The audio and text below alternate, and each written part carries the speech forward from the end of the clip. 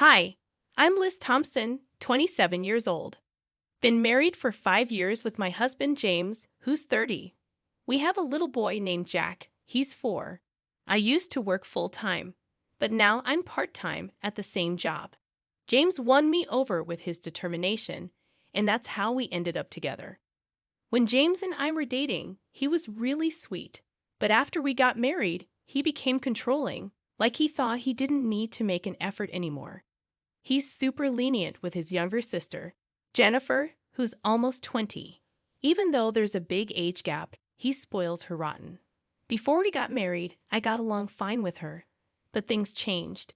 Jennifer started showing up at our place all the time, and James would drop everything to cater to her. It's like I'm just a roommate, and she's the queen of the castle.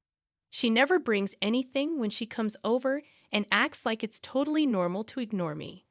As usual, James invites Jennifer to join us for dinner, even though it was just supposed to be the three of us.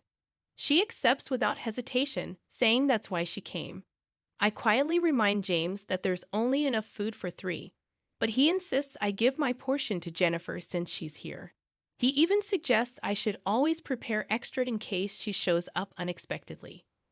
Jennifer apologizes to me, but it feels more like she's happy James is on her side. James scolds me for not being more accommodating to his sister. Feeling frustrated, I make something for myself and join them at the dining table. When Jennifer sees me, she asks James to have a private conversation, excluding me and my son from the table. This isn't the first time I've had to move Jack's meal elsewhere and eat separately. After they finish eating and I start cleaning up, I notice James and Jennifer chatting on the couch, leaving the dishes for me to clean. It feels like they see me as a maid, ignoring both me and my son. I sigh and begin cleaning up, getting ready to bathe Jack. As I approach them, James asked me to get a piece of strawberry sponge cake from the bakery downtown for Jennifer. It was nearly 8 p.m., and I knew it was time to bathe Jack and put him to bed. When I explained this, Jennifer complained to James, saying she really wanted the cake and that skipping Jack's bath for one day wouldn't hurt. James started getting angry, knowing the argument would persist until I agreed. Reluctantly, I agreed to go to the bakery. The bakery was about to close at 9 p.m., so I hurried to get ready, knowing I could make it in time. As I prepared, I overheard James and Jennifer talking loudly, criticizing me for being inflexible and questioning why James married me. Jack wanted to come along, so we decided to go together. As I stepped out, James shouted that we'd get a divorce if I defied him again, and Jack, though young, looked concerned. Trying to hold back my tears, I asked Jack what kind of cake he wanted. His eyes lit up as he said he wanted a cake with lots of apples. We chatted happily about cake on the way, momentarily forgetting the hurtful words. When we reached the cake shop, it was almost closing time. I bought 2 slices of strawberry sponge cake and 1 slice of the fruit-covered cake Jack wanted, though the options were limited. Back home, I served James and Jennifer their cake slices and put one for Jack on a plate, heading to the dining table. Jennifer remarked that Jack's cake looked better, and surprisingly, James swapped it with hers. When Jack protested, Jennifer ignored him and ate his cake. James justified it by saying he bought it with his money, dismissing Jack's right to choose. I was furious and confronted them, but James threatened divorce again. Jack stopped crying, but his worried look broke my heart. After a moment's thought, Jack began eating the strawberry shortcake that Jennifer was meant to have. "Mommy, this cake is delicious. I'm glad I got this one," he said, trying to mask his discomfort. It was distressing to see 3 adults subjecting a young child to such a situation. When Jennifer reached for Jack's cake, I quickly intervened, suggesting we eat in another room. I wanted Jack to enjoy his cake in peace.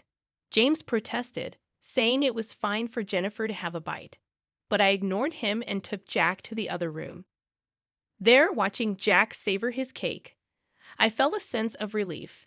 Afterward, we bathed together, ignoring James and Jennifer, and cuddled up in Jack's bed. The next morning, Jennifer had already left when I woke up.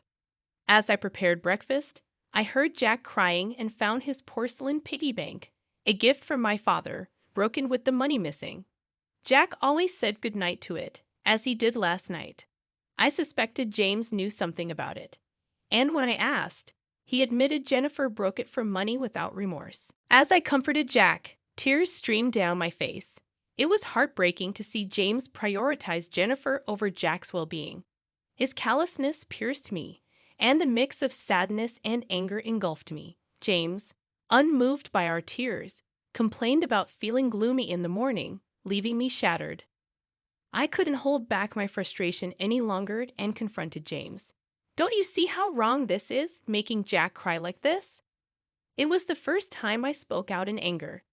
I never wanted Jack to witness marital discord, but I couldn't contain myself anymore. James didn't respond. Instead, he stormed off to the bedroom and returned with divorce papers, thrusting them at me. "If you're not happy with me, let's end it," he said before leaving for work.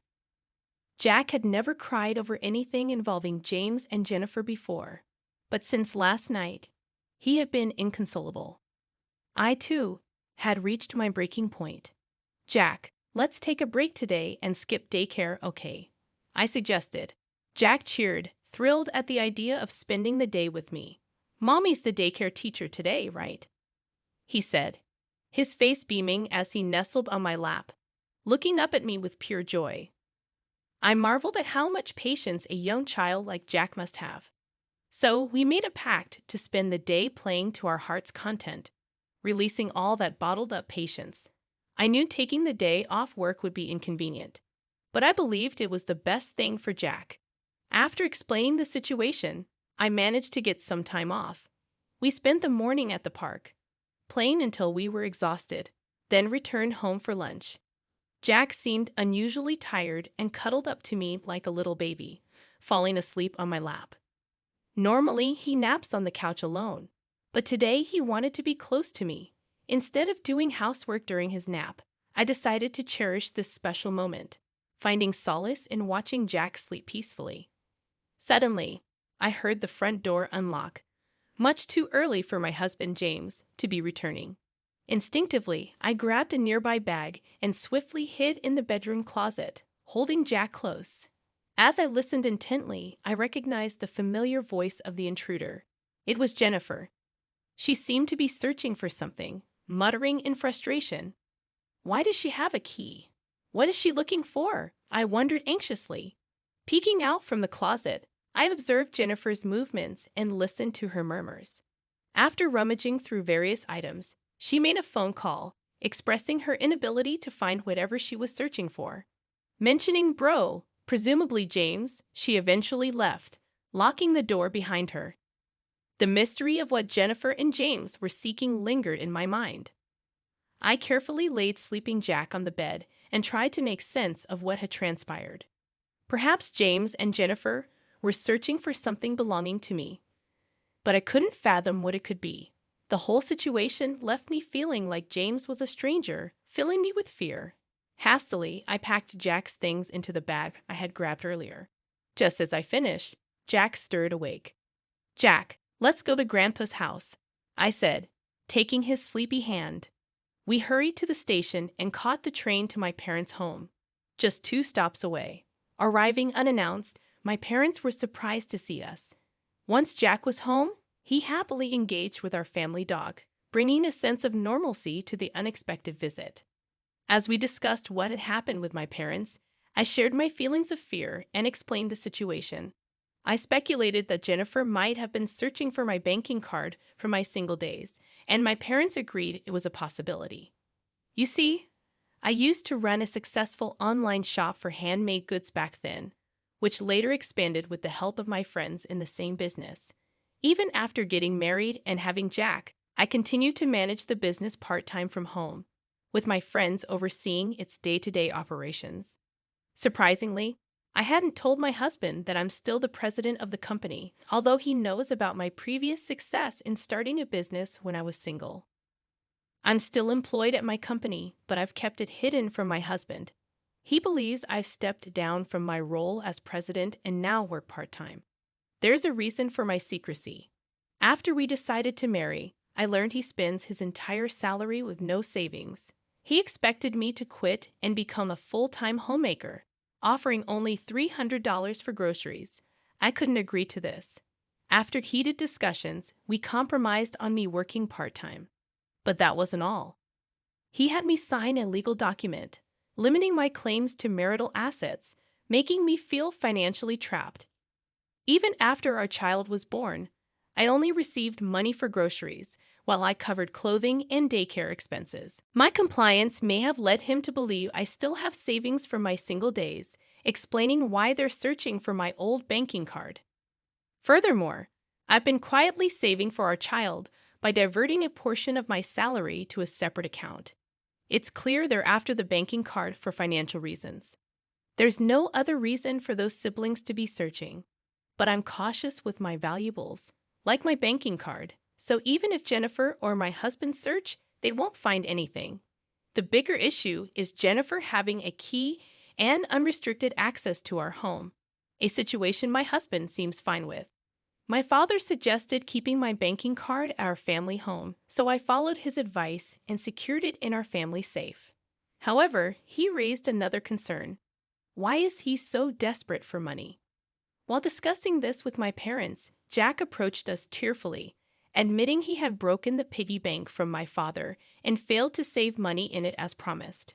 My father was furious, his face turning red with anger. My father was on the verge of calling my husband to express his anger when my mother intervened. Let's confirm if the banking card is their real objective, she advised. Acting hastily without evidence could backfire, especially considering my husband's casual mention of divorce. He might exploit the situation, painting us as the wrongdoers to gain leverage in a divorce.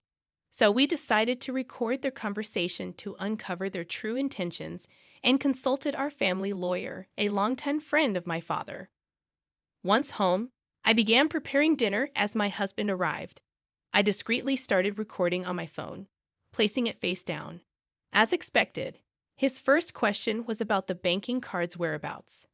When I pressed for his reason, he evaded the question, growing frustrated when met with silence. My sister's in trouble, so hand over all your part-time earnings, he demanded. I refused, explaining I was saving for our child. In response, he pulled out a signed divorce paper from his bag and thrust it at me. You can't even manage without me, yet you're arrogant. It's fine not to save for our child anymore, he sneered, implying his sister took precedence over Jack. Without another word, he left me stunned.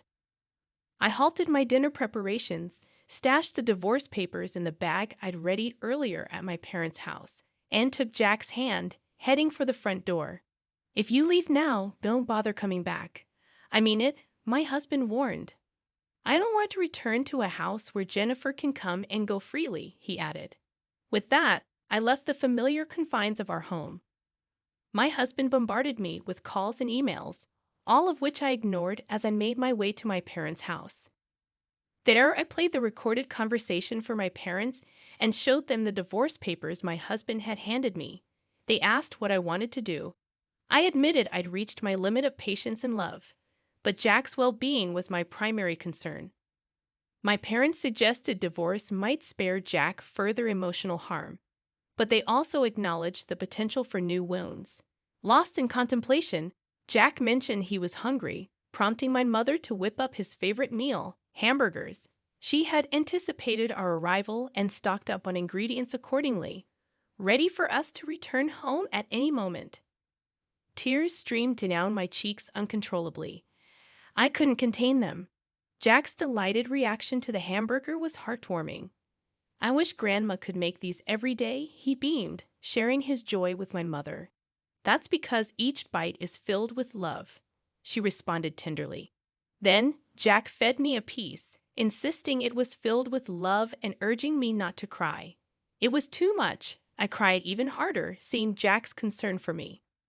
My father intervened, telling Jack these were tears of joy because I was so happy with his sweet gesture.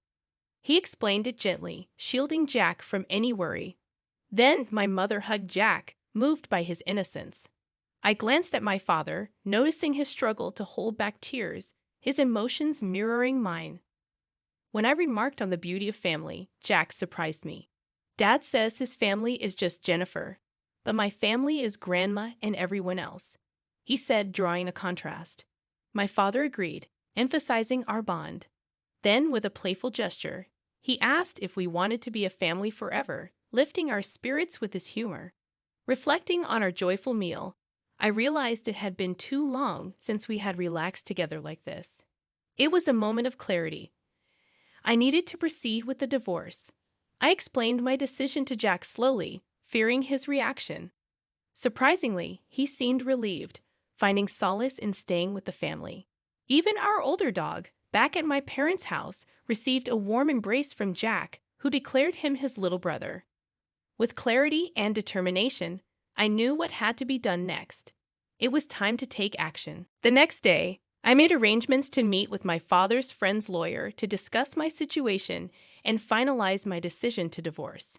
That night, Jack opted to sleep with my father and our faithful dog, Max. Meanwhile, I shared a bed with my mother, reminiscing about childhood stories until we both drifted off to sleep.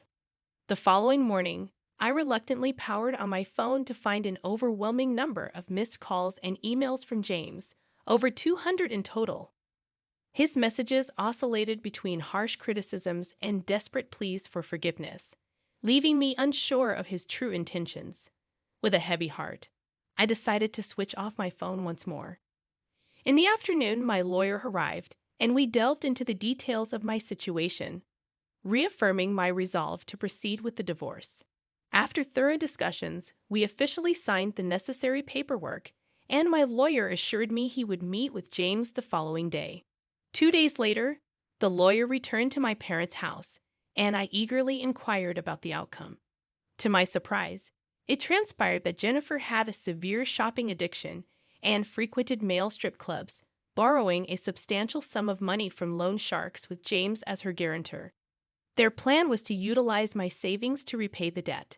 When repayment was delayed, James confessed but expressed his desire for reconciliation, hoping for Jack and me to return.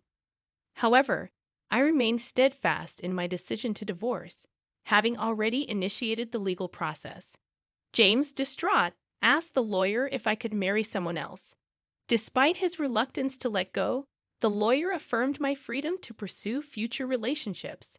It was a difficult moment, witnessing James's emotional breakdown as he grappled with the reality of our impending divorce. He finalized the agreement by signing a promissory note to pay Jack $500 in child support each month. With that, the lawyer deemed the matter settled. Later, I received a call from my ex-husband. Our conversation brief but poignant.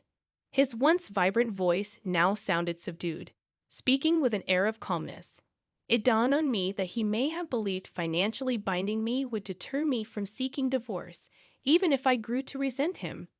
He confessed to always prioritizing Jennifer, his younger sister, out of a sense of brotherly duty ingrained since childhood. However, he now acknowledged this as a mistake, admitting his jealousy towards Jack, feeling as though I had been taken away from him, despite once loving our son. When he informed me that he and Jennifer had repaid her debts and expressed his intention to reconcile, pleading for me not to remarry, I firmly asserted that my love for him had faded, and there was no chance of reconciliation. Our conversation ended with tears exchanged over the phone as I wished him happiness before he hung up. In the aftermath, I leaned on my parents for support, making arrangements to transfer Jack to a different daycare while reviving my career as a businesswoman.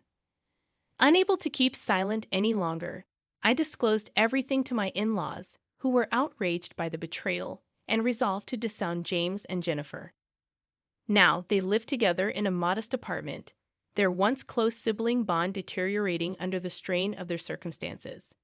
As for me, I'd chosen to view their plight as a form of personal retribution.